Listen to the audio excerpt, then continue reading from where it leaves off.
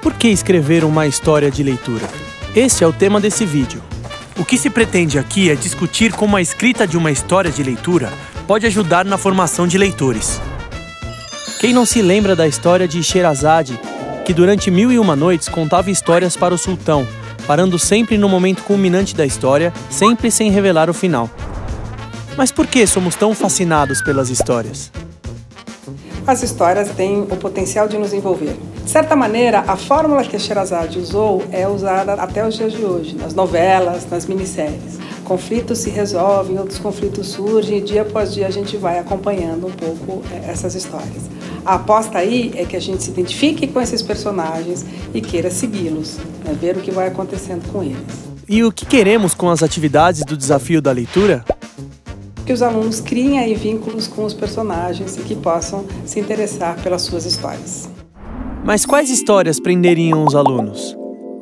Quais estratégias poderíamos utilizar, além de parar a história no meio e criar suspense?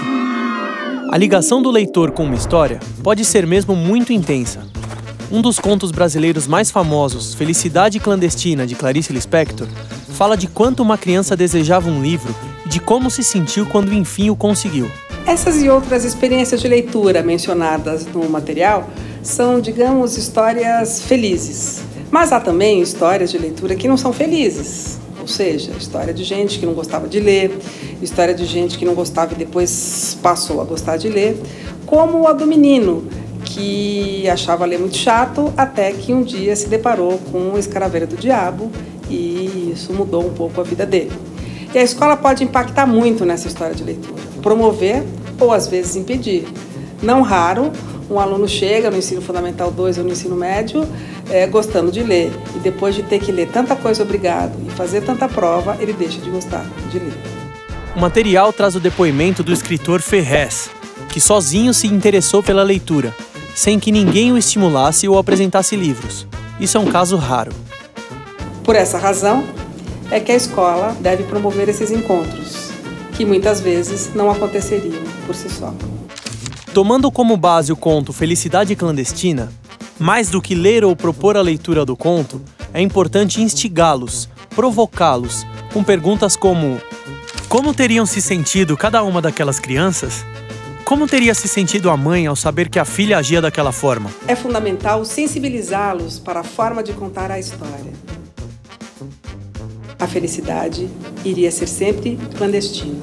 Não era mais uma menina com um livro. Era uma mulher com seu amante. Depois da leitura do conto, o convite é que os alunos escrevam suas histórias de leitura. Contar um pouco da nossa história para o outro é algo que nos aproxima.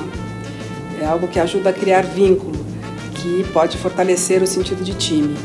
A proposta, então, é que os alunos escrevam a história de leitura deles. Seja nas fanpages criadas para as salas de leitura ou na ferramenta Storyfy. Na ferramenta Storyfy, cada um pode contar a sua história de leitura. Pode também acrescentar detalhes através de imagens, arquivos de áudio, animações e vídeos. Essa história de leitura deve manter-se viva. Sendo atualizada constantemente com os dados do diário do leitor, os alunos podem identificar o caminho por eles percorrido. A ideia é que eles possam se dar conta dos seus gostos e desgostos e que possam vislumbrar possibilidades para ampliar suas experiências de leitura.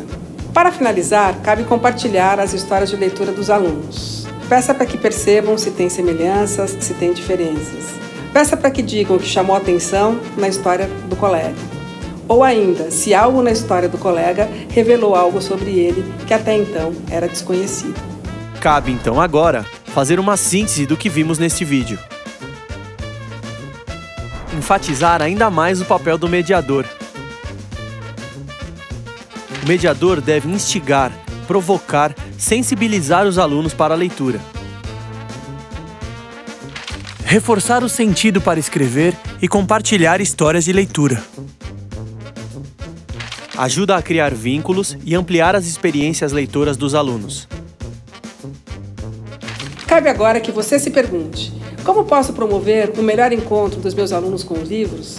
Como fazê-los ver sentido na escrita de um diário de leitura? Fica colocado aqui o desafio. Nos vemos no vídeo da próxima atividade. Até logo!